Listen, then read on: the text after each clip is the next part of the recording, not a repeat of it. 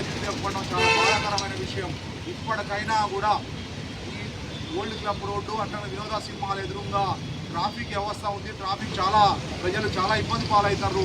అట్లాగనే 1 ఏరియా కూడా ఉంది. ఈ ఏరియాలలో అట్లాగనే షాపుల వల్ల కూడా చాలా ఇబ్బంది కలుగుతుంది. ఎవరైనా కూడా ఒక 10 రోజులు కిరాయి లేట్ అయితే ఓనర్స్ అనేవి కూడా ఆగకపోవడం చాలా బాధాకరమైన విషయం. 2 నెలల నుంచి చిన్న పని కూడా 2 నెలల నుంచి ఇక్కడ పని నడుస్తుందంటే చాలా బాధాకరమైన విషయం. డ్రైనేజ్ వ్యవస్థ దగ్గరగా ఒక 50 అడుగులో 100 అడుగుల లోపల ఉంటుంది. ఈ పనికి దగ్గరగా 45 రోజుల నుంచి ఈ పని సాగుతుందంటే ఖమ్మం నగరంలో ఉన్న అధికారులు అట్లాగనే ఖమ్మం స్పెషల్ ఆఫీసర్గా, కార్పొరేషన్ స్పెషల్ ఆఫీసర్గా జిల్లా కలెక్టర్ గారు ఈ పని మీద ఏమైతే ఉన్నారో ఈ పని స్పెషల్ ఆఫీసర్గా ఉన్నారో వారు దీని మీద వెంటనే పరిశీలించి ఈ పని ఏమైతే ఉందో ఇమీడియట్లీగా పని చేయాలని చెప్పేసి సిపిఎం పార్టీ 1 టౌన్ కమిటీ ఆధ్వర్యంలో డిమాండ్ చేస్తున్నాం. ఇది అట్లాగనే ఇక్కడ ప్రాంత వాసులకి ఇప్పుడు ఈ నెలన్నర నుంచి జరుగుతుంది కదా, మా దృష్టికి వచ్చింది. మేము పర్యటనకు వచ్చి రావడం జరిగింది 1 టౌన్ కమిటీ ఆధ్వర్యంలో.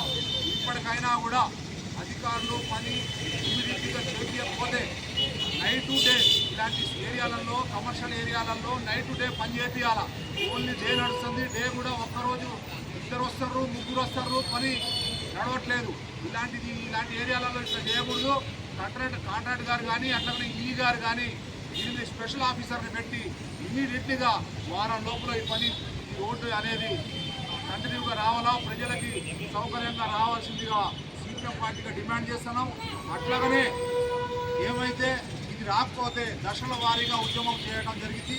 సిపిఎం పార్టీ 1 టౌన్ కమిటీ ఆధ్వర్యంలో ఈ కార్యక్రమానికి అధ్యక్షత వహించిన నాగరాజు గారు కానీ, ఖమ్మం నగర కమిటీ సభ్యురాలు, మహిళా సంఘం రాష్ట్ర కమిటీ సభ్యురాలు బేరునిసా బేగం గారు, అట్లా 47వ డివిజన్ బాధ్యులు, 37వ డివిజన్ బాధ్యులు భాస్కర్ రాజు గారు, అట్లాగనే తిరుపతిరావు గారు కానీ, అట్లాగనే స్వాతి రామారావు కానీ, అట్లాగనే ఇక్కడ ప్రాంతవాసులు ఎవరెవరైతే ఉన్నారో షాపు యజమానులు, అట్లాగనే రెంటి ఎవరైతే ఉన్నారో అదే వినోద థియేటర్ సంబంధించిన వాళ్ళ యజమానులు కానీ వీరందరికీ కూడా సిపిఎం పార్టీగా అభినందనలు తెలియపరుచుకుంటూ ఇప్పటికైనా కూడా అధికారులు నిర్లక్ష్యాన్ని ఏడదోచి ఏమైతే ప్రజలకు ఇబ్బంది పాలవుతున్న కాలువ వ్యవస్థ ఉందో అది కాలువని ఇమీడియట్లీ పరిష్కరించని ఎడల సిపిఎం పార్టీగా పూర్తి స్థాయిలో ఉద్యమం చేయడం జరిగింది.